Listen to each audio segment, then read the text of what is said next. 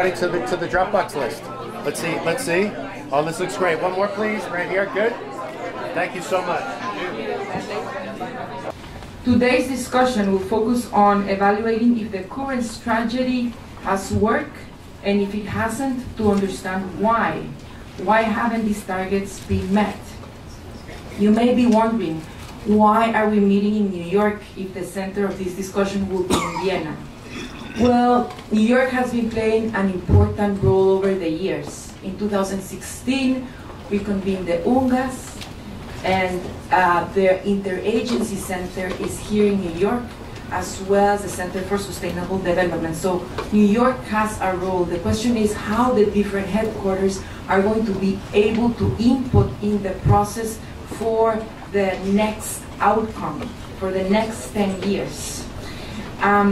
I wonder also, since we have the 2030 agenda in place, what would a strategy on the world drug problem look like if it's aligned with the Sustainable Development Goals and with the values such as leaving no one behind and putting people first? These are all questions to our esteemed speakers. But first of all, we would like to welcome His Excellency Dominique Fabre, Deputy Permanent Representative of the Permanent Mission of Switzerland. He will be delivering opening remarks. Mr. Fabre led the Sustainable Development Department of the Swiss Mission before his new post as DPR. Excellency, you have the floor. Thank you very much. Thank you very much for this organization, and thanks to all of you for being here. It is really an important moment, first of all, to have all your three organizations here, so numerous people, and to try to have a dialogue and a discussion on what comes beyond 2019, ahead of all what is expecting us in Vienna next year. More than 2 years have passed since the General Assembly's special session on drugs debated here in New York on various aspects of drug policy. UNGAS was a crucial step in making drug policy shift towards a greater focus on health and human rights. We are delighted to observe that this new direction appears now to be an integral part of all reflections in this area. The Secretary General of the United Nations, Mr. Antonio Guterres, has highlighted this new approach most notably during his speech at the opening of the 37th session of the Human Rights Council. He said, and I quote, "Outdated law enforcement only approaches to drug control have fueled violence and human rights abuses and failed to decrease illicit drug use and supply." I couldn't agree more with him. This fact was also brilliantly pointed out in the recent report, Taking Stock, a Decade of Drug Policy, issued by the International Drug Policy Consortium. An open and constructive dialogue on drug policy has taken place between states since the last UNGAS. I'm thinking at the series of international intersessional meetings organized and facilitated by the Commission on Narcotic Drugs. Those meetings help member states to present and compare the different approaches and measures already undertaken with a view to applying the practical recommendations set forth in the UNGAS outcome document. As you know, since the 90s, Switzerland has been taking a fourth-pronged approach that combines prevention, treatment, harm reduction and law enforcement. Open drug scenes in our country have now disappeared, and this approach has enabled us to come up with innovative methods to reduce the health and social harms for drug users. It also marked the beginning of a new era whereby drug addiction was seen as an illness. Following the UNGAS outcome document advocating for drug policies based on health and human rights, Switzerland's developed a new national strategy on addiction, 2017-2024. This new strategy focuses in particular on the quality of life and health. Those topics are at the heart of the different activities, such as counseling, targeted treatment, and special consideration for vulnerable groups laid out in the strategy. This approach to drug policy also means reflecting at the international level on the issue of access to medicine. We cannot condone that thousands of people are forced to suffer pain without any type of relief, including palliative care, although efficient and inexpensive treatments are available. To get back to a positive note, another aspect I would like to highlight is the creation by UNODC of an expert working group tasked with improving the collection of statistical data on illicit drugs. In this context, let me commend the excellent report called Aligning Agendas, presented by the IPI, where it is explained how important it is to link data collection on drugs to the SDG agenda. Indeed, only reliable and comparable data on all dimensions concerning the world drug problem can ensure that effective policies are put in place. This inclusive approach should guide us as we prepare for next year's ministerial debate, when we will take stock of the commitments made in 2009 and consider the path beyond March 2019. That is why it is essential to continue such open and constructive dialogue between states, UN entities, academia, and the civil society. This is also why I particularly thank you all for the organization of and for your participation at this event. Thank you very much.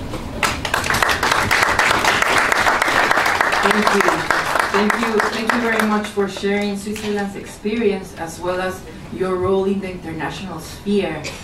We thank you very much. Now it's time to listen to our panel. Our speakers today are Her Excellency Ms. Helen Clark, Global Commissioner for the Global Commission on Drug Policy, Ms. Anne Fora, Executive Director of IDPC, Mr. Craig Mokaiber, Director of the New York Office of the High Commissioner for Human Rights, and Ms. Simone Monesavian, Director of the UN Office on Drugs and Crime in the New York office. First, we will hear from Her Excellency Ms. Ellen Clark. As you all know her, she has worn so many hats. In today's capacity, she's the Global Commissioner. Excellency, you have the floor.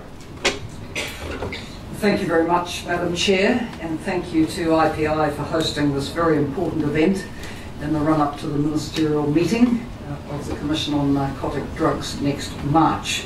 And I agree with you, it's very important that discussions like this take place in New York and also in Geneva to enlarge the circle of the diplomatic community and civil society who are engaged in the debate about where drug policy should go. Here in New York, we have the major development funds and programs headquartered. In Geneva, we have the health and human rights organizations of the UN headquartered, and they all bring very, very important perspectives to the discussion and dialogue that we're having today and in the months going forward. As you said, Madam Chair, I'm speaking as a member of the Global Commission on Drug Policy. We are a grouping of former heads of state and government and other leaders. The late Kofi Annan was a member. And we are dedicated to promoting evidence-informed drug law and policy reform. There are countries which have moved away from prohibitionist approaches to people-centred and human rights-based approaches to drug policy. And they are getting good results. Switzerland is one of them, and the Deputy Permanent Representative has just outlined their comprehensive four-pillar approach. Portugal is another, and really extremely successful in having gone from having the highest level of drug-related deaths in the 1990s in Western Europe to the lowest today. And I really do commend our Secretary General in his time as Prime Minister of Portugal for having the courage to take the decisions which led to these much better outcomes. But what the Global Commission sees as not working at all is the approach mandated by the UN Conventions on Drugs. For the past half century, prohibitionist policies have been pursued through often fierce law enforcement and even militarisation. And that has resulted in what UNODC itself described in the World Drug Report of 2008 as unintended consequences. Well, let's decode what the unintended consequences are. A great many deaths, a thriving illegal market, over-incarceration, health epidemics of HIV, hepatitis, TB, and of course the drug overdoses, and even lack of access to pain relief, medication and treatment. As always, it is the poorest and most vulnerable and most marginalised members of society who are most impacted, the ones we must not leave behind if we're true to the 2030 agenda. But member states could change course on all this, both unilaterally, as has been seen, Switzerland, Portugal, most recently in Canada, and in Uruguay on the legalisation and regulation of cannabis. And they could change course when ministers meet in Vienna in March to review the implementation of the 2009 political declaration and plan of action on drugs. It is, in the view of the Global Commission, most unfortunate that there has been no comprehensive official review of this past decade of drug policy.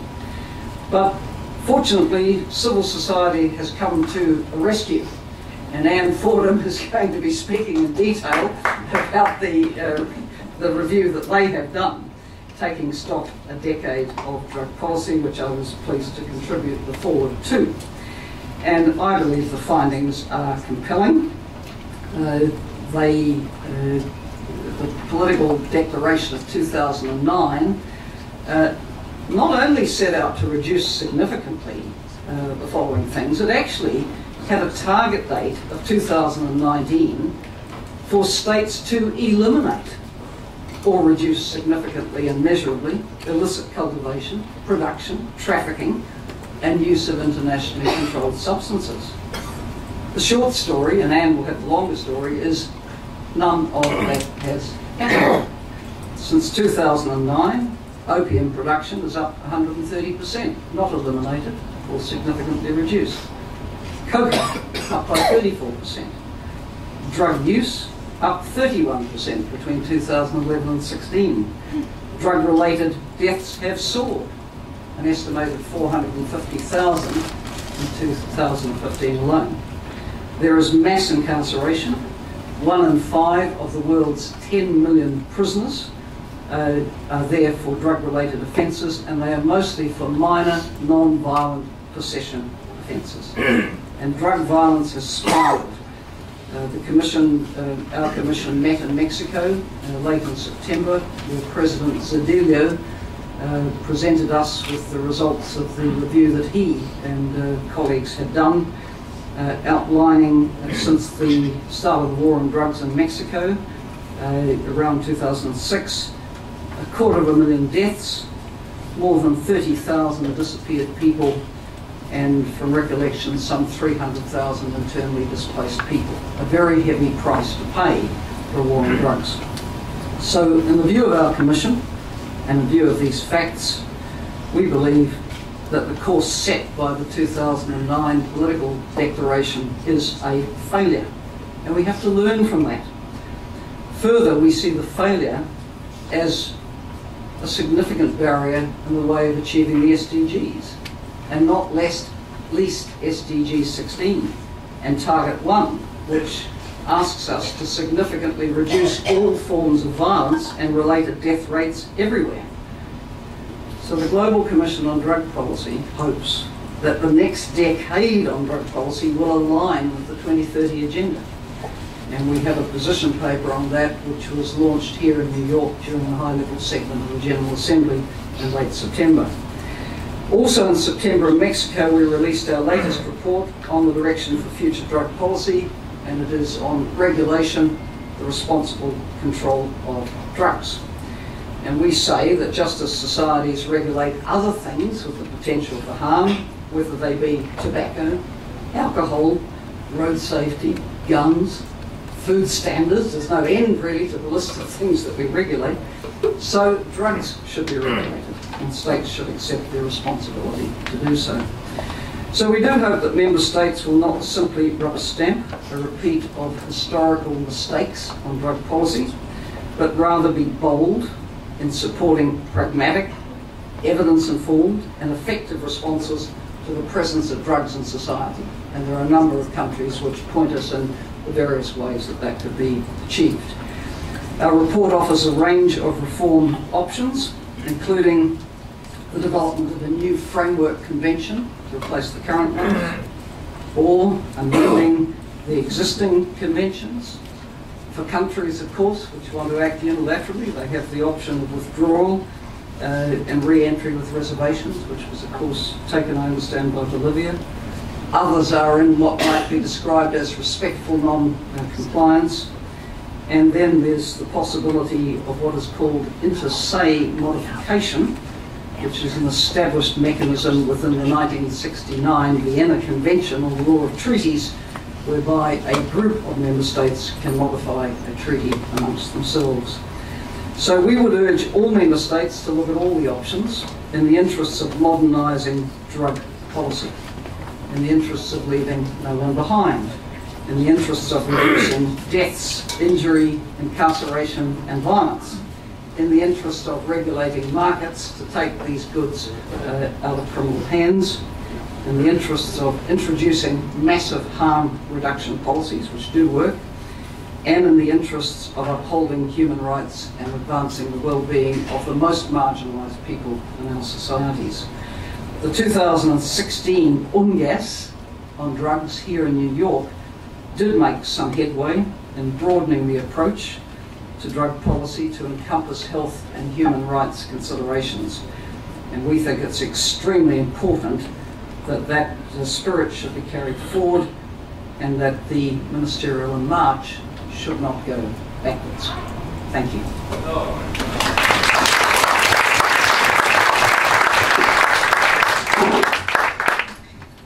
Thank you so much. And also thank you for pinpointing that in 2009 it was not only to reduce significantly but to actually eliminate.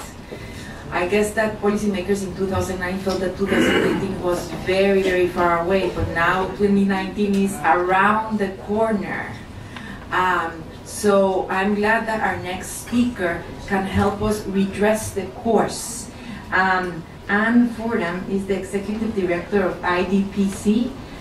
And we know that in both 2009 and in the UNGAS outcomes mentions the importance of the role of civil society.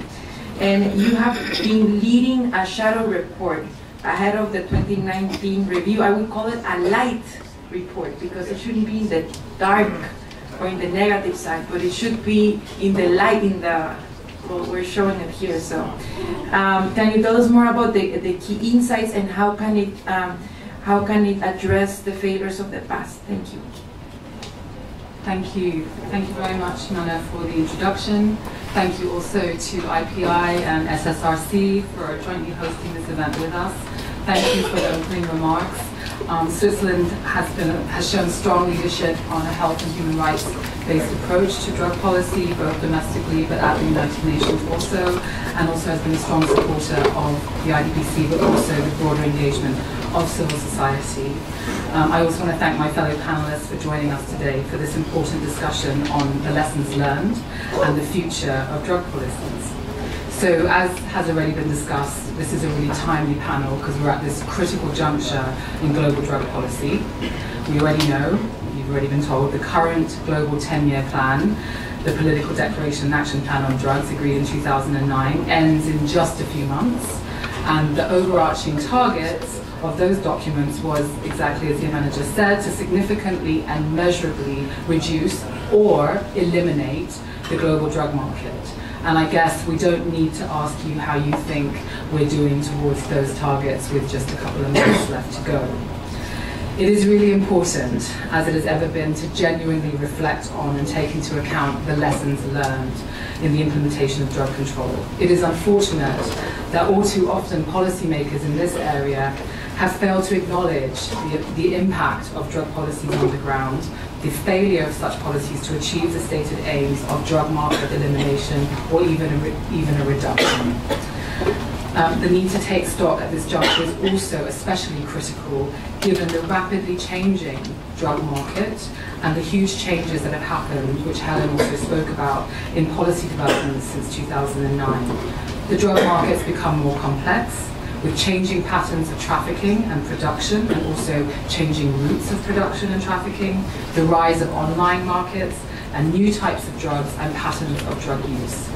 The division between production, trafficking, and consumption countries has also become increasingly blurred.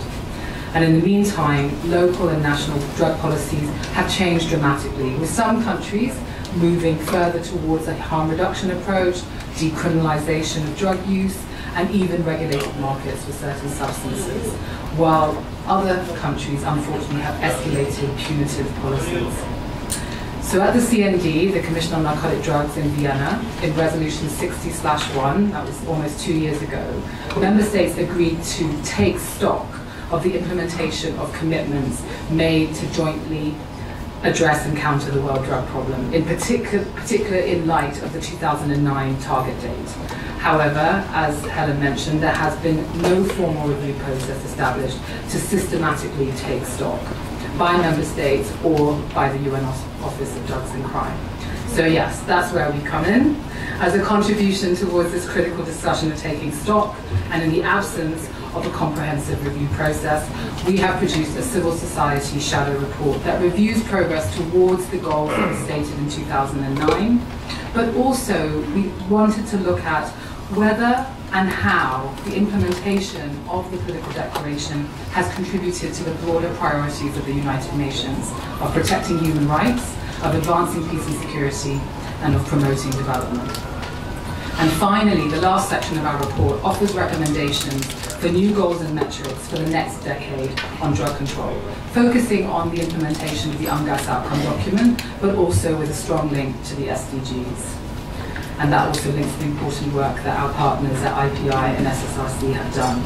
In terms of the methodology we used, in addition to looking at the progress to the targets from 2009, which were the sort of high-level targets, we actually pulled out 33 actionable and measurable actions from the 234 actions in the plan of action. We looked at data that was available between March 2009 and July 2018, and the data is largely taken from UNODC, but also supported by other UN data from the Office of the High Commissioner of Human Rights, UNDP, WHO, UNAIDS, and others, as well as academic and civil society research. The report contains some 685 references and was a huge collaborative effort of the IDPC network with nearly 50 author contributions from across our civil society network.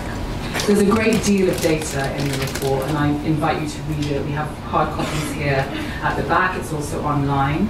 For now, I will just briefly share the headlines. Firstly, with specific reference to the targets from the 2009 political declaration. Helen has mentioned some of this data, but I will restate it because I think it's important. So target 1 seeks to reduce or eliminate the cultivation of certain plants, namely opium, coca, and cannabis. Data from the UNODC shows us that over the last decade, there's been an increase in opium and coca cultivation, which are now at record levels. Target 2 seeks to reduce both illicit demand of drugs as well as the health and social risks. However, we note, as Helen mentioned, a 31% increase in the global demand for all drugs.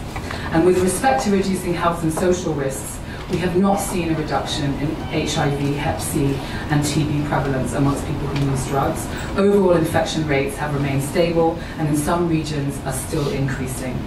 There's been a worrying increase in drug-related deaths, and I don't need to talk about what is happening here in the United States.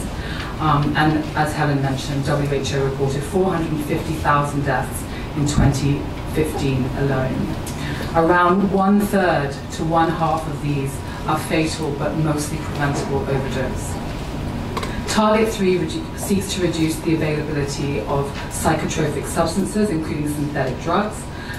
There's been a huge increase in the number of what they call new psychoactive substances on the market, and in addition, the available data shows increasing production and expanding markets for methamphetamines and the record levels of the illicit use of prescription drugs in some parts of the world.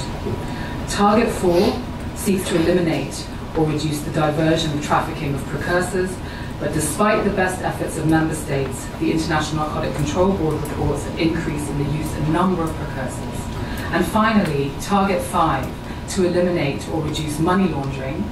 Again, despite tighter controls, estimates are that less than 1% of all money being laundered is currently being seized. So in addition to looking at those targets and other actions, which are detailed in the report, we felt it's simply not enough to look at progress towards those increasingly meaningless goals in our view. So in parallel, we looked at the impact of policies on the fulfillment of human rights, in particular the right to health. From a harm reduction perspective, globally, only 1 in 100 people who uses drugs lives in a country with adequate coverage to both needle and syringe programming and opioid agonist therapy. While for evidence-based drug treatment, there is reportedly little increase in the availability of drug dependence treatment between 2010 and 2016. In terms of access to controlled medicines, and this is another huge area of failure, given that in the conventions, there's a dual obligation in addition to prohibiting supply and use to medical and scientific purposes, was also to ensure the availability of controlled drugs for the relief of pain and suffering. But in fact, WHO reports that around 75% of people remain without access to adequate pain relief, and this is primarily in the global south. WHO says that around 92% of the world's morphine is consumed by only 17% of the world's population. In terms of other human rights impacts, we have seen a continued use of the death penalty for drug offences and a very troubling increase in the number of extrajudicial killings committed in the name of drug control. With respect to human rights associated with incarceration and disproportionate punishment, as Helen mentioned, 1 in 5 prisoners worldwide is incarcerated for a drug offence, the overwhelming majority of whom are incarcerated for simple possession. In certain regions, the proportion is even greater for women, who are the fastest growing prison population in many parts of the world. Finally, in terms of advancing development, there has been too great a focus on eradication measures at the expense of a broader development focus that takes into account issues faced by communities in both rural and urban contexts. So to conclude, in formulating the next phase of drug policy, we as the IDPC network are calling on member states to honestly consider the progress, or the lack thereof, that has been made towards the 2009 goals to significantly reduce or eliminate the drug market, as well as progress towards the implementation of the UNGAS outcome document. As our shadow report states, it is difficult to credibly claim any progress given the reality of a robust and growing illicit drug market, coupled with an unprecedented rise in both drug-related harms, as well as the devastating policy harms. It's time that the international community moves away from these damaging and unrealistic drug-free goals and considers adopting more meaningful goals and targets in line with the 2030 Agenda for Sustainable Development and international human rights commitments.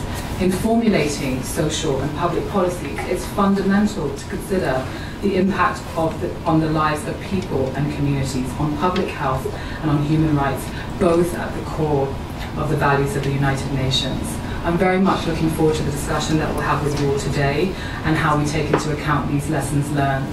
And I've heard it many times in drug policy making discussions, but I will say it again, that we cannot keep doing the same thing and expecting different results. That is the definition of insanity. Thank you.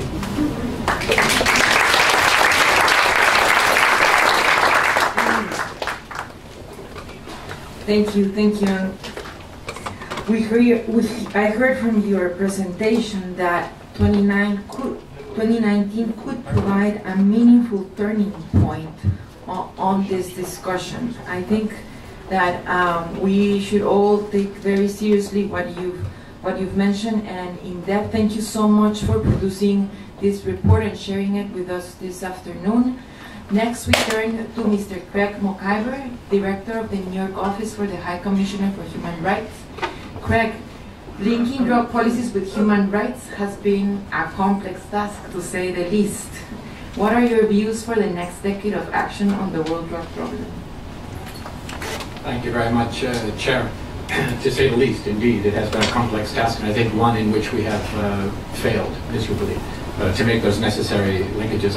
There's a time with a lot of diplomats in the room, and we say hello to you all, Excellencies, but I'm going to, with that, dispense with the diplomatic nuance that usually accompanies conversations here around the United Nations in New York, to say that the so-called war on drugs and all of its cousins, various approaches based upon prohibition, have been an unmitigated catastrophe for human rights all around the planet.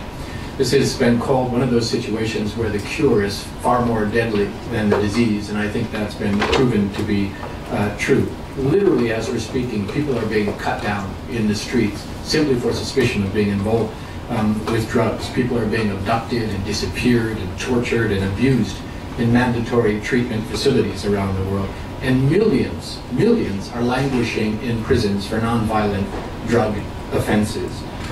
Disproportionately, those people are poor and minorities in the countries in which they have been arrested, and they and their families and their dependents are cast into a spiral of hopelessness that continues often across generations. Many are denied their right to health care, and when you add to this the knowledge, as the data shows us, that prison actually increases the risk of spreading of tuberculosis and HIV, other infectious diseases, and actually increases drug abuse. You have to ask yourself how we got on this road. And even without prison, criminalization leads to stigmatization that affects a broad range of civil, political, economic, social, and cultural rights. There is clear evidence now of how human rights have been entirely ignored in the dominant approach to drug policy. Detention in prison, for example, are supposed to be extreme measures under international human rights law because they have such a direct impact on a broad range of internationally guaranteed human rights, liberty and security of the person being the most obvious right which is compromised, but a whole range of others. And that's why the international human rights regime says that this is supposed to be exceptional. It's supposed to meet very high tests before you decide to lock somebody up as a solution of reasonableness, of proportionality, of non-discrimination, and of necessity. Necessity, which is an easy one to break because there are non-custodial measures and non-criminal approaches to all of these questions. Discrimination clearly violated in this approach as well. Ethnic minorities are disproportionately targeted by drug laws and by drug law enforcement. Whole communities in multiple generations have been affected in this way. Here in New York City, African Americans use drugs at about the same rate as other communities, white Americans, if you call them that, but they're 11 times more likely to be prosecuted for drug offenses. To give you an example of how discrimination plays into this. Women are in prison for drug crimes more than for any other category of crimes. And children are still being locked up and denied harm reduction treatment in spite of the prohibition of these kinds of approaches in the Convention on the Rights of the Child, which has been ratified by every country in the world except for one. And of course, we know that drug penalties are often disproportionate. Small-scale street corner sellers often get longer sentences than convicted murderers in some countries. There are so-called three-strike laws where offenders with no history of violence or crimes against persons or property end up locked up for 25 years or more. And many low-level offenders are given life imprisonment without parole. And even now, in the 21st century, human beings are being put to death through capital punishment merely for drug offenses. In the meantime, we know the impact on indigenous peoples who are denied the use of their traditional plants for medical and cultural purposes, on small farmers who are denied alternative incomes and livelihoods, and on urban youth who are denied alternative income due to institutionalized racism and then targeted for abuse and arrest and detention and dehumanization under drug laws. But on top of all of this is the problem of the diversion of public resources. Trillions of dollars across the globe have been diverted away from addressing the root causes of drug abuse, the root causes of production, of distribution, of consumption. Those root causes like discrimination, like the denial of economic and social rights, work and housing and healthcare and social security. Instead of funding those root causes of drug abuse, the money has gone into a failed policy approach. But the dominant approach is also, at the same time, as we have heard from other speakers, self-defeating. It actually fuels the business model of criminal organizations, creates perverse incentives for private prison companies, for militarization of police and security forces. And thanks to blind prohibition over many, many decades now, drug lords and criminal organizations now rival the power of states in some areas. And here's the most remarkable thing. None of this has resulted in reducing supply or demand for drugs. Judged against its own objectives, it has been an unmitigated failure, and yet it continues.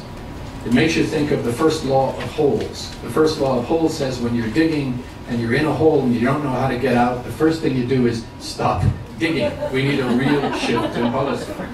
So it's time for a fundamental change, not mitigation, not balance, but an entirely new approach based on the twin pillars of good policy. On the first hand, evidence of what's really happening and what actually works. And secondly, values like human rights and equality, international law, public health. We need to do this, I think, to break down the concrete silos that have been built up between the drug control program at the international level on the one hand and the human rights program and health programs on the other.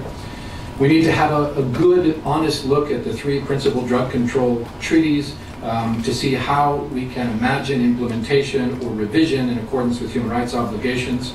We need to identify and address all of the human rights risks that are associated with these enforcement approaches to drugs. And then we need to flip the script. We need to entirely reverse the paradigm and take prohibition and enforcement out of the center of the paradigm and to replace it with human rights, public health, and evidence-based policies. Thank you.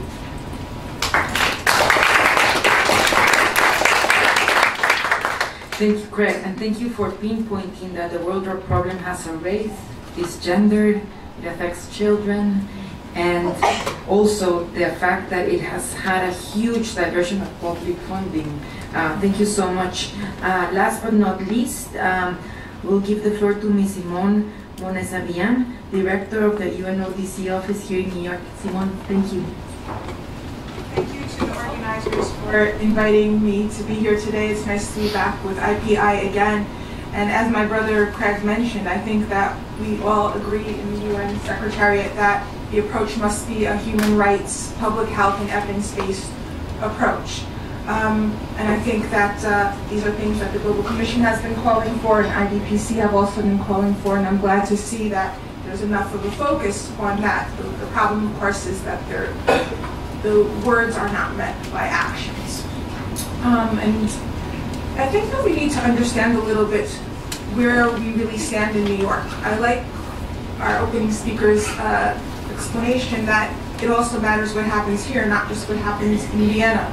And so I've been really following closely what's been going on for the last 3 months, not only in the last 2 years since the UNGAS document was agreed to by consensus, but just since September 24th. So we saw on the 24th of September, 131 countries sign President Trump's global compact on the drug control, on global call on drug control, on the world drug problem.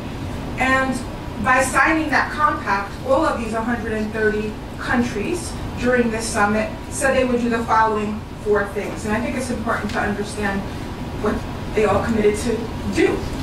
1 is to reduce demand for illicit drugs. 2 is to expand treatment efforts. 3 is to strengthen international cooperation across judicial, law enforcement, and health sectors. And 4 is to cut off the supply of illicit drugs by stopping their production, whether through cultivation or manufacture, and flows across borders. They also went further than that. They said that all of their national action plans would be based on these 4 priorities. And they added that they believe that on the relevance of the 3 drug control conventions and reaffirmed the primacy of the Commission on Narcotic Drugs, right? This is what 130 countries in New York, not in Vienna, agreed to do. And so we have to understand that when we talk about how to go about changing the paradigm. But it wasn't only on September 24th that we saw this. On October 4th, which is when the 3rd Committee of the General Assembly has the annual item on drug control and crime prevention, and about 70 countries spoke, or 60 or 70, I don't remember exactly, which also goes to show you that a lot of them didn't speak, right? What did they say? Well, the EU said, in terms of what happens in Vienna next year in March, we don't want to see any new outcome document. We don't want to see anything other than implementation of the UNGAS document, right? What did the African group say? We want to make sure that drug control within the 3 conventions is the focus. And the ASEAN said, we want to continue our zero tolerance policy, right? So that's here in New York, again, not in Vienna, just last month. And it was very interesting to me what Colombia highlighted. And I'm just going to read one line from what they said. They said that on the 19th as of the 19th of September 2018, the armed forces of Colombia eradicated 37,000 hectares of illicit crops, in addition to 26,219 hectares that were voluntarily eradicated, right? So they felt necessary to highlight this in October, which is interesting. And then what did we see happen this morning in the third committee of the General Assembly? Mexico every year has an omnibus drugs resolution that is adopted by consensus. We've seen recently in some of the other resolutions this year, things going to a vote in the third committee, which we haven't seen in the past, but this resolution has always been by consensus. And 4 new things were proposed by Mexico in the zero draft that did not make it into the final draft that was adopted this morning. One was a reference to harm reduction. The member states who agreed on this resolution by consensus as their Bible as to how to deal with drugs, drug control, drug prevention, no to the harm reduction reference. What else did they say no to? No to the reference to decriminalization. No to further oversight by the President of the General Assembly or the General Assembly in terms of follow-up. And finally, no to this. And Mexico would suggested that UNODC be invited to compile all drug policy reforms and innovative programs recently implemented, including regulation. And again, this was not agreed to by the member states, not the UN agencies, by the member states. So really, in terms of what Craig and myself and Ninen from UNAIDS, who I see in the audience, are constrained with doing is following what the member states have put before us. That is quite different than some of the things my friends in IDPC and the Global Commission are saying, but also where there is similarity, I think there's a lot more to do in terms of proportionality of criminal justice responses, in terms of health, in terms of access to pain medication, and in terms of a human rights-based approach. I think that there is a lot of consensus on that we can really focus on instead of the polarized views on drugs that were in these 4 paragraphs. Now, of course, UNODC has been working on harm reduction, whether you call it harm reduction or not, longer than any other UN agency. And I remember in 2006, I can say this now because it's a long time ago, we were sitting with one of the drug czars, and I won't say of what country, our USG, and our USG was being told by this drug czar, you cannot have a publication on harm reduction anymore. It's just outrageous, and we'll pull our funding if you do this again. And I remember our USG saying at the time, well, I don't want the blood of people on my hand, pull your money then. And we called that country's bluff, and they didn't pull the money out. But this is what we're faced with here.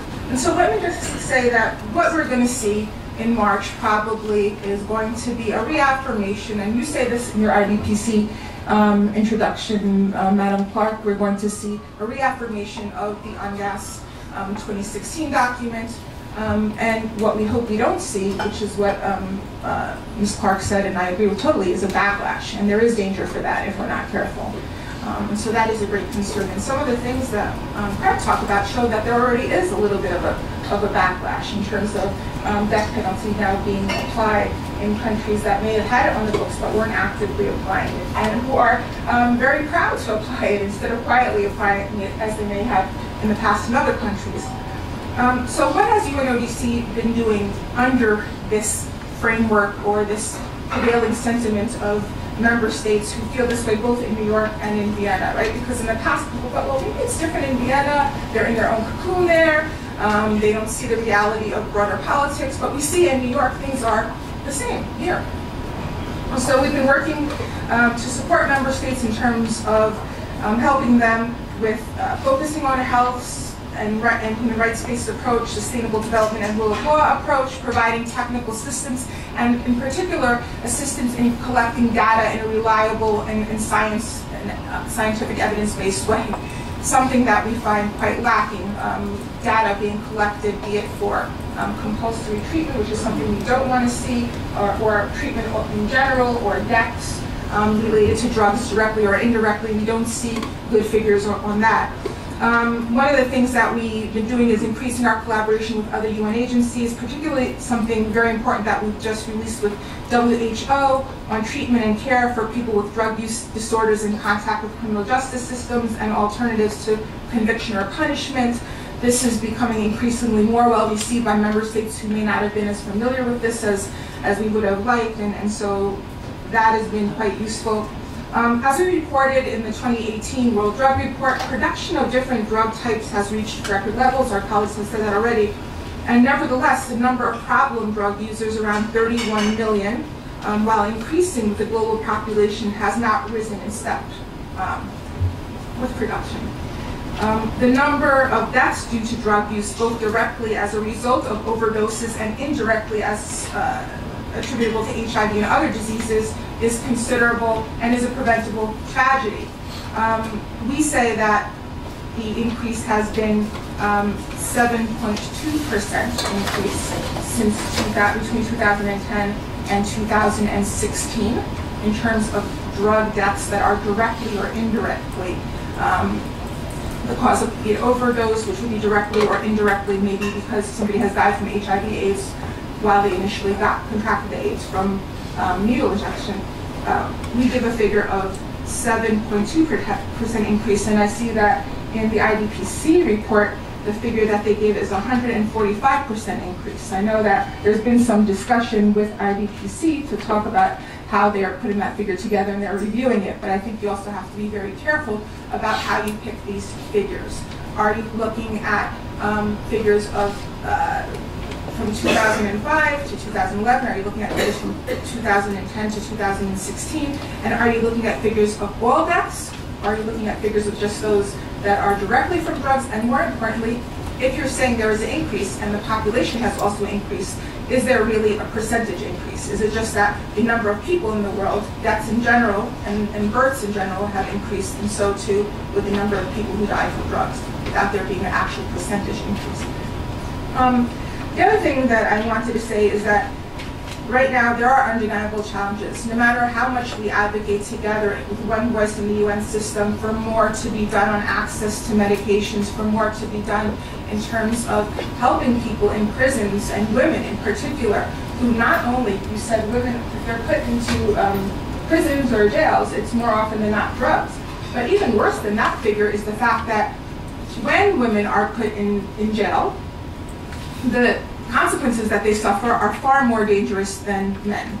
Be it because of stigma, be it because family networks disintegrate, because people may support a man put in prison and they will not do so with women. But also, when women are put into incarcerative circumstances, they are 35% more likely to be 35% of all women are put in prison because of drugs, while only 19% of all men are put in prison because of drugs. So that is an area where we want to see some more work done in terms of the adverse consequences on women. I have 2 minutes left, so let me just see what else I want to mention. Death penalty. Here we have a very interesting situation where Craig's Good Office, on behalf of the Secretary General, every 5 years produces an excellent report on the abolition of the death penalty. And I will trade my report with yours if you allow me to do so. And every 5 years, UNODC, on behalf of the Secretary General, produces a report on how to minimize the use of the death penalty, use it in only the most serious cases if you're going to use it in conformity with the ICCPR, and to have due process around using it. But be it Craig or myself, we are both against the death penalty. That is the Secretary General's view and all UN agencies' views. But there is something to be said, in addition to blanket condemnations, which we all are for quiet diplomacy, to talk to some of these member states quietly and get them to, if not remove the death penalty from their books, which we all would like to see, not to implement it. And we have been successful with some member states in the last couple of years in that, and I won't mention which member states, but I think all of you know. At the end of the day, what I really would like to say that engagement and targeted pressure can work, sometimes with quiet diplomacy, sometimes with strong condemnations, but We need both. And the impact of the drug problem is not the same around the world. Risk and regulation mean one thing in Canada or California and another thing in Kabul.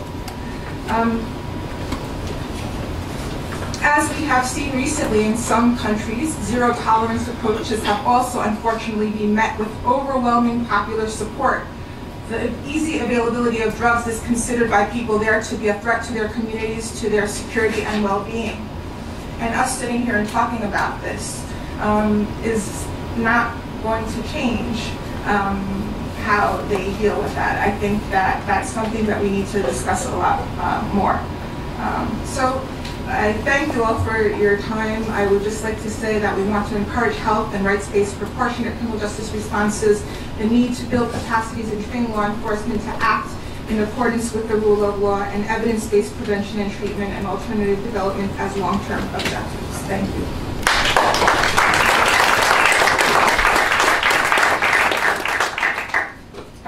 Thank you very much. I understand, and thank you for bringing up that there's been significant pushback and possibly backlash from several member states, and that is a reality that we also have to understand when we go into 2019 review process. But I also heard from you that pressure from civil society and from member states that are committed to an alternative approach is also important. And it seems that this is the moment to do it. This is the moment to turn the pressure on. So I think the events like this one help put pressure on. The event is being webcast and is being in social media, and we really hope we can help become a platform to create that type of pressure. With that, I would like to turn to the audience, and we have about half an hour to have a good discussion. Renata, I think you wanted the floor. Here's the floor.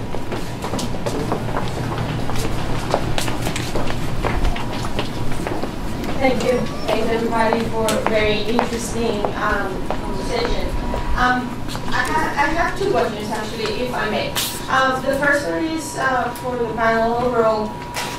If the goals that have been set by 2009 are not being reached, if maybe the ways in which we're measuring are not correct, what would you propose? What would be the ideal for the next 10 years? What should we be looking at? What should we be measuring? What should be the goals that we were reaching? And the second question may be inspired by Simone's very timely, accuracy. If you summarize the panel, it's like evidence shows that this isn't working. We're repeating it, so we're all crazy. It's in a way what's happening, right? Like every evidence tells us this isn't working, but the countries keep signing it. So my question is, are the countries all crazy, or what is happening? What needs to shift so that policy can really be responding to what the evidence is showing us? Thank you, Renata. We'll take two more questions, and please introduce yourself when you ask the question. Oh, sorry, the gentleman and then the lady. Another question? Please introduce yourself. Have we answered your question? No, we will. I will take 2 or 3 questions and then come back to the panel. Okay, thank you. Please be brief. Yes, I will be brief. My name is Jack Gratian. In 1977, I became the chairman and founder of the Robert F. Kennedy Scholarship Fund, the RFK Fund, in Cleveland, Ohio, the home of the first community nonprofit organization on earth. We gave birth to the first deferred sentencing programs in judicial history in this country. 1977 is 40 years ago. The habilitation programs, how do you rehabilitate a community that never has been habilitated to begin with? Those programs were developed by the Attorneys General of the United States and were very successful. We lowered recidivism statistics. We established the first youth crime task force in American judicial history and American broadcasting history. We made a difference. And then my life changed, and I had to go into my global work on this subject. Okay. My question to you is, I have not heard the word recidivism in this particular forum, number one. When you analyze recidivism, you begin to understand that the gateway drug, which was never a gateway drug for first offenders that went to prison, as they're going today, in 1977, we could prevent that from occurring. with the deferred sentencing programs. Now, today, the gateway drugs are coming out of, ladies and gentlemen, it's pharmaceutical companies. It's Oxycontin, it's fentanyl. I haven't heard those topics addressed today. There is a cause that produces a symptom. The symptom that existed in 77 and 78 is the exact same symptom that exists today. The difference is it's $1 trillion a year today times 10 than it was $100 billion in 1977. And everybody is making money across all boards of social, political, law, manufacturing, you name it. The corruption is so deep, and believe me, you're talking to a man that went to 200 prisons and spoke about the problem. One key I found to be truly amazing. When you evoke the Spirit of Christ, question is coming. I want to hear how they deal with the cause. When you evoke the Spirit Sir, of please go to the question now. Question, okay. Question. How do we, excuse me, thank you. How do we deal with the cause in direct relationship and in perfect balance with the symptom? Because until that happens, this is insanity. Thank you very much. Thank you. I'm Marina Smith. I work with the UN Department of Political Affairs, the Caribbean team. And I was very interested in, of course, all your presentations, but in particular, what you mentioned, Ms. Clark, about this possibility that a group of member states make a change to the treaty.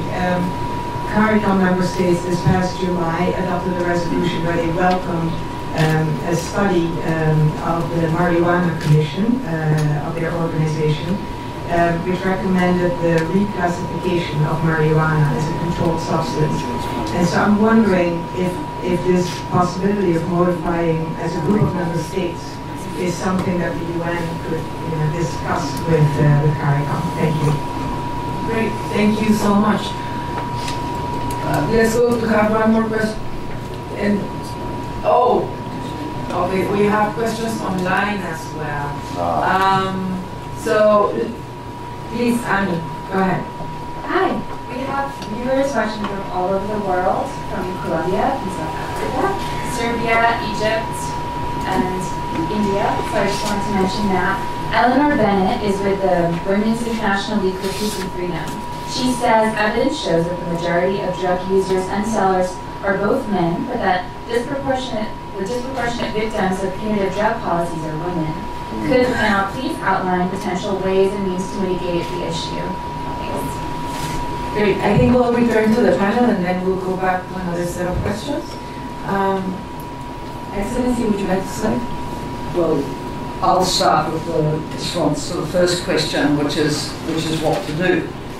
And as I said, it's very unfortunate that there's not an official review of the results of the political declaration on this decade, 2019, because an official review would have to conclude that it hasn't worked. And as Anne said, keep doing the same thing, you get the same results. So it will continue not to work, and all the consequences which we've elaborated on, Craig has set up very forcefully from a human rights perspective, will continue. So in an ideal world, of course, member states would acknowledge that it hasn't worked and would then be asking for advice on what might work. The Global Commission on Drug Policy put a lot of effort into a report on regulation. And by the way, we advocate regulation precisely because drugs aren't safe. But we regulate all sorts of things that are potentially unsafe. States should face up to the responsibility to do that. And ideally, there would be a move towards drafting a new framework convention or amendments. Now, precisely because of the political dynamics which UNODC has outlined today, of course it's very unlikely that you would get a consensus around this course. But I have to warn that the impact of that is that more and more member states who become reform-minded will walk away from the international drug control regime. And in my country, we always used to say, if the law was an ass, it brought the law into disrepute. And the same can be said about this approach and the conventions. So they would become increasingly irrelevant to countries that are looking to act on the evidence, looking at what those that moved away are achieving, the results that they're getting for their people, the health, human rights-based approaches. And as I say, a group of states could try even to say modification procedures. That's one way forward. But simply to confirm the approach, which is pretty much what the US drafted take or leave it declaration. 131 countries were persuaded to sign did, and I'm very proud that my Prime Minister did not, and made it clear she did not, and New Zealand did not support these approaches. But a lot of countries were put under a lot of pressure to go down that route. So, the debate is live, it will continue, it will be forceful in March. And it will go on beyond that, and countries will continue to reform as they see appropriate, regardless of the convention's action. Thank you very much. And then we go to this part of the Yes, thanks very much for the questions. Just on your first question, I think it's an important one. And I think more work and more thinking needs to be done around what meaningful targets and goals would look like, and that discussion is to some extent happening in Vienna, but obviously, as Simone has highlighted, yes, there isn't a consensus in Vienna, which is also an important point, I would say, that there's quite disparate views in terms of what should happen going forward. Of course, there are member states who feel they would prefer to restate the drug-free goals that they have, despite the fact they will not achieve them as aspirational goals. Our view is that those goals in and of themselves, in addition to being unrealistic, are also damaging and drive a lot of punitive responses. And also in another 10 years, do member states really want to come to the table and only speak of failure once again, or not speak of it, as the case may be. And therefore, yeah, there are more progressive countries that do want perhaps not to actually have any goals or targets stated in 2019, but obviously look at data collection efforts and have them much more strongly aligned with the SDGs, with human rights, and with a lot more input from the other parts of the United Nations system. We have been thinking about this for a little while, as have done some work together with other colleagues, also SSRC and IPI have done work on this. More meaningful goals and targets could be around reducing the violence associated with the drug market, reducing the rate of overdose deaths, reducing HIV and hepatitis C infection among people who inject drugs, reducing corruption, reducing poverty in areas where people are cultivating drugs, cultivating crops for the illicit market, or in areas of trafficking. So that's just a starter in terms of where we think some of this discussion could go in terms of what the targets really could be, and what needs to change and what needs to shift. So yeah, I just want to say that. Thank you, Craig, and then Simone. And we want to have a second round of questions. Okay, so then very briefly, international treaties can be adjusted, can be amended. There are ways to address this, both individually by ratifying parties, but also collectively. So that should not be off the table at any moment, I think. Secondly, I think is to get drug control mechanisms to look at least as hard at the impact of drug policies as they do with the impact of drugs. Because to look at it just in that, it's a very narrow way without looking at the impact of the policy is really what led us to where we are now. And that has not happened yet, even beyond law, into the policy side of things. What to do to reduce the impact on women, and what to do to address the issue of recidivism, for me is the same answer, which is stop locking people up just for nonviolent drug crimes. Empty the prisons to people who are there only for those reasons. Those problems are being created by the use of prison to deal with the social phenomenon, which is always a disaster and has these kinds of consequences. Our government's crazy. I don't know, but I know that the problem here is the way the incentives around policy making, both at the global level and at the national level. It's not unique to drug policy. We've seen it with migration, we've seen it with climate change, we've seen it with economic policy. But rather than basing policy on evidence and things like the rule of law and human rights and equality and a healthy climate, policies are based on things like base politics, perverse incentives, everything from large corporations, pharmaceutical corporations sometimes, private prison companies I mentioned before, military lobbies that make a lot of money out of militarizing law enforcement responses. Those things are influencing policy as well. And I think at the center of it is the failure to integrate human rights and public health directly at the center of drug policy. But I think until we make that switch, we're going to continue to deal with all of the consequences of policies that purport to be drug control policies but don't control drugs and have all of these collateral harms. Thank you, Greg. Simone? Sure. In terms of the question about will there be any change, does pressure work?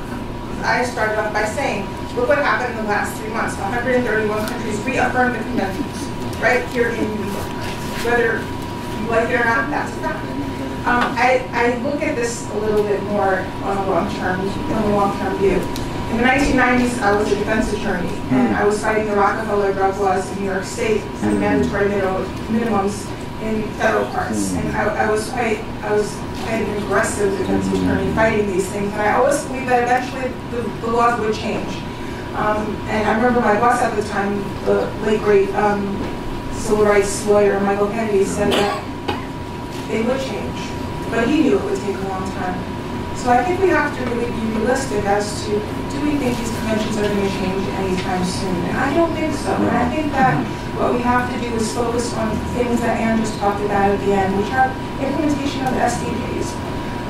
And I think by implementing the SDGs right now, in a serious manner, putting our money where our mouth is, putting our priorities behind the links between SDG 3 and 5. We had a caller from the web where somebody called into the phone and said, what are we really doing about women? Well, unless we look at SDG 3 and 5 together, we're not going to really achieve anything. And one more point on women I'd like to say, which is this. In terms of how we give treatment to women, we really have to think about it a little differently. Most of the women who are arrested and who then wind up incarcerated are also victims of sexual abuse or domestic violence. And the type of drug treatment you provide to people who have suffered from domestic violence or sexual abuse because maybe they were a sex worker and contracted STDs from that or HIV/AIDS from that is very different than the way that we have to address treatment for men in prisons. And I see that not being done. And even the access for women in jail to products of hygiene, as simple as that. We work with PRI and we talked about the fact that a woman can't have a tampon in a prison is a problem. And she's a drug addict on top of it and has an STD and is a victim of domestic violence. So these are things we need to think about a little bit more closely and work on. And it is fine to discuss conventions all that you want, but I just say that maybe 20 years from now, we can discuss that in the way that the Rockefeller drug laws and the mandatory minimums now, because of the pressure of people like all of you in the audience and other sources sitting here have changed. It takes a long time. Thank you. Second round of questions.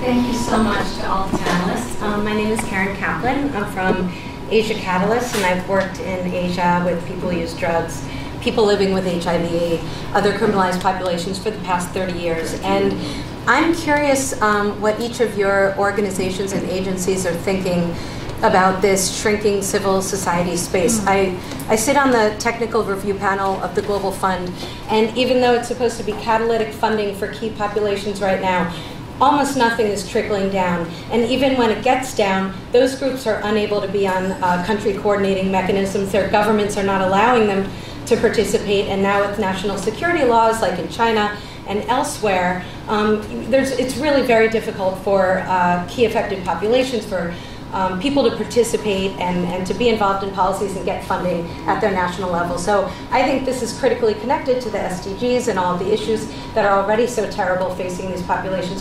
What are your organizations thinking about this and what you'll be doing? Thank you so much. So I have to honor the man in the back who has been waiting, and then the front lady here. I won't be able to take all the questions, but go ahead. Okay, Matthew Lee, Intercity Press. I wanted to get a microphone. In covering the Security Council, this issue mostly comes up in terms of like the mission in Afghanistan, and the reports are pretty they seem very much for introduction, even military action against producers. So I'm wondering what this side of the UN is hearing from those officials think can be done about that. And then Simone, since I'm having some problems these days getting into the building to ask this question, I'm wondering in the third committee, how many states do you think oppose the various paragraphs? And do you think, I watched the other things in the third committee, and votes were, recorded votes were held on a number of things. Would it have been smarter to sort of isolate the states that were opposed to them, or what's your sense of how extensive the opposition, like to harm reduction, for example, would have been if they held the vote? Thanks a lot. Hi, I'm Heather Haas. Thank you very much. Thanks to all the panelists. I also work with IPC, and I'm the chair of the New York NGO Community on Drugs. My question is pretty quick. I just wanted to, well, there's this growing effort in amongst the UN agencies to have better coordination around the drug policy and the implementation of UNGAS. I wonder if you could talk a little bit more about that, and if this is actually, this is really a new thing, something that we haven't seen before, and it came out of the UNGAS. So it's really sort of a collaborative group. I don't know if it's really a formal group yet, but maybe you could give us a little bit of information on that and talk a little bit about how, whether you think that effort will move this debate forward, and how can we support that? Thank you. The lady in red in the back. Thank you so much. My name is Birjan Ömer. I represent the Latvian organization. We have not dealt with the drug issue, but my concern is in connection with the internet, and I'm here to learn to understand, not just here and there. But the main concern comes in, which has not mentioned here, which is in reference to drug control war in drugs. So where it comes dealing with internet, that doesn't have any borders, and I assume, please forgive me for my next comment, is all this increase in the shadow report, my comment based on what I heard, I think that internet free ordering caused that, and I have not heard how that control regulation will come in the next 10 years, next decade. Thank you so much. And last question to the young man here. Hi, I don't have a lot of credentials to roll out, I'm just a student. But my name is Sebastian, and I've got a question for y'all. So one thing that you said that really stuck in my brain was that there's two pillars to good public policy. There's evidence and there's values.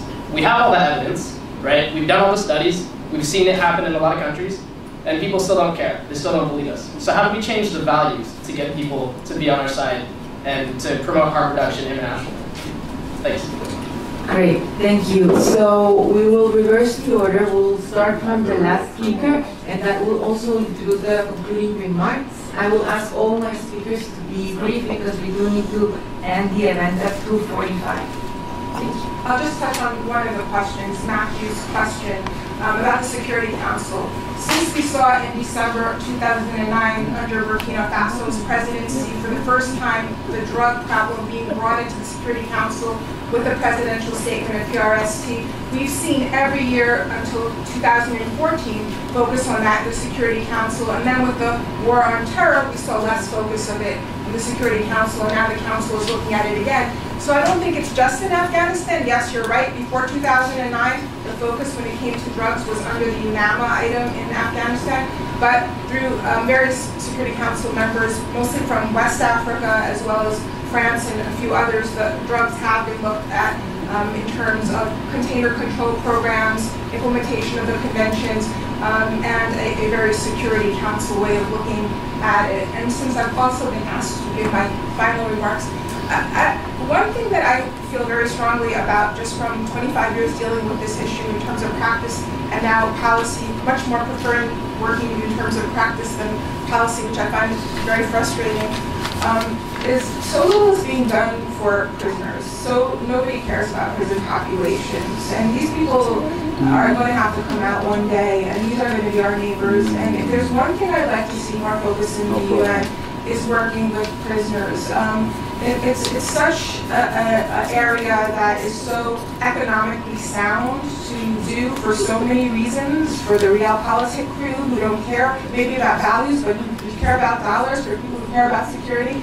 And I think that the UN agencies here, all, and the Secretary General are very committed to doing more about it, but I'd like to see member states put their money where their mouth is on that issue and help us, because unless we're going to get funds for that, it's very limited in terms of what we can do more than advocacy.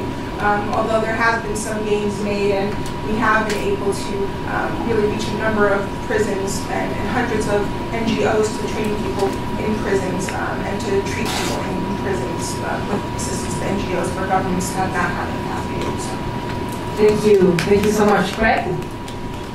Yeah, there was a very important comment on shrinking civil society space, which I think is that we're seeing everywhere, north, south, east, and west, literally, even sometimes within the United Nations and its mechanisms. And I think that if we're going to find solutions that actually result in adopting good policy, my boss, the Commissioner of Human Rights, has repeated several times in recent weeks, former head of state, how important it is to have the voices of civil society close to the ground, to know the reality, actually be a part of the decision-making process. That clearly applies to drug policy, where there's been a disconnect between, the screams of civil society about the damage that was being caused by these policies on the one hand, and the slow response of policymakers at the national and international level on the other hand. Bringing civil society voices into the tent is essential to success in these matters, and we need to find ways to do that at the national level, the regional level, and at the global level in the United Nations, including that building across the street.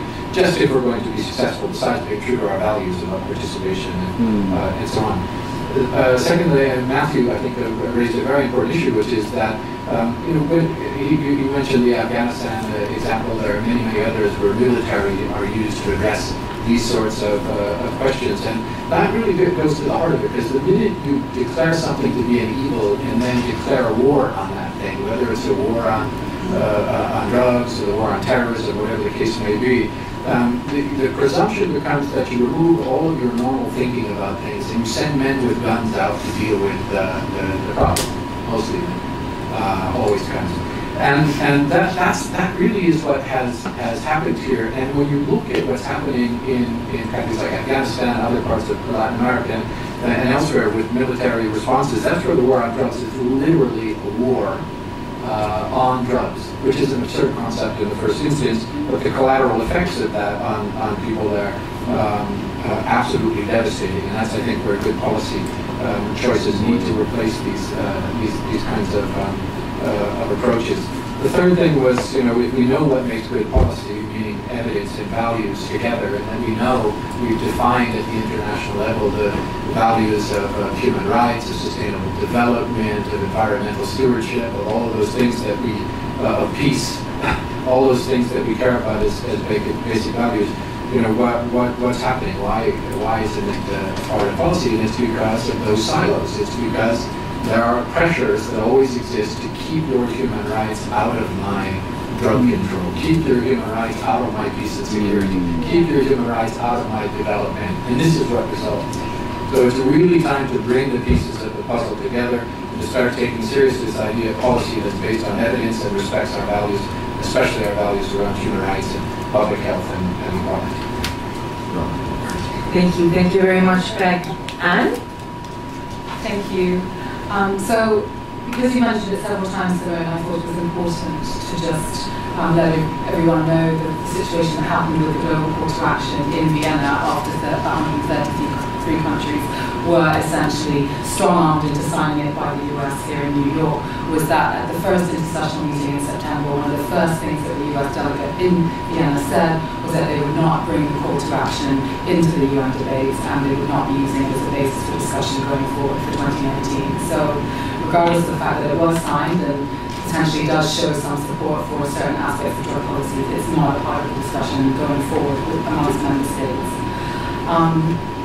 I think the question from Karen from Asia Catalyst, we feel it very acutely, it is very real that there is a shrinking space for civil society, and I think as IPC and together with our work with the Vienna and New York NGO committees and part of the civil society task force that is collating and supporting civil society access into the debates of 2019, really trying to bring people from the global south and from affected populations, people who use drugs, people who have been incarcerated, people who are affected by lack of access to pain, farmers from the global south, into the discussion and to elevate their points of view, both within the UN debates, but support them to engage at the national level in an increasingly difficult environment. And in some countries, it isn't safe for them to speak out. We also have to be very aware of those dynamics, but we also call on member states and the UN to continue to defend the role of civil society, fund civil society work, whether it's in delivering services or whether it's in advocacy,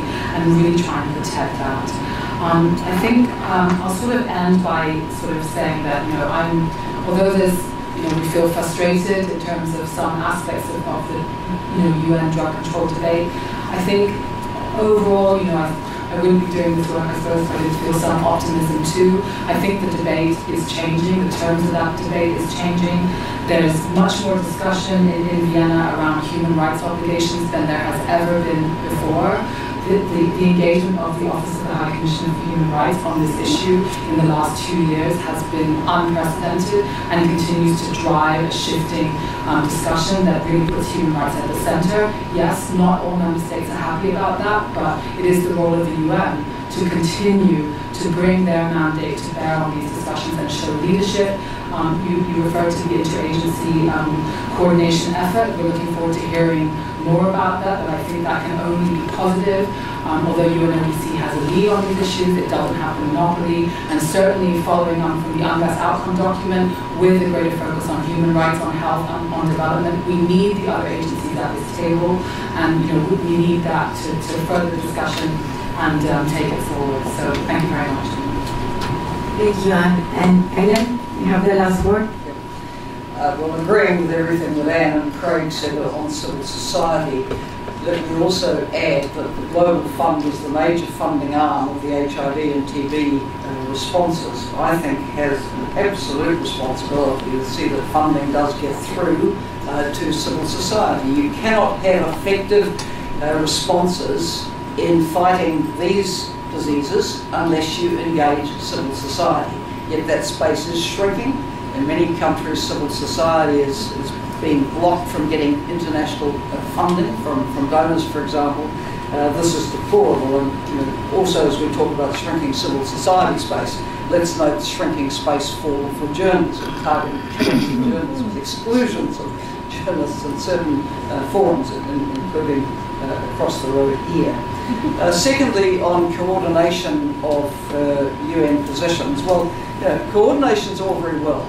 But in my opinion, the agencies with a development perspective, a health perspective, a human rights perspective, and the HIV response perspective have to be free to speak truth to power. They have perspectives, they're grounded in evidence and knowledge of the issues. And their ability to speak should not be constrained by any coordination. And on the last point from Sebastian, we've got the evidence, what about the values? I come back to Craig's point, that when you have conventions that really label drugs as an evil, there's a kind of logic that is followed from that the people who use them are evil, and therefore almost anything can be done to these people. And that, of course, is where the human rights abuses and the punitive approaches come in. So we really do need a new convention, right? We need serious change in the conventions.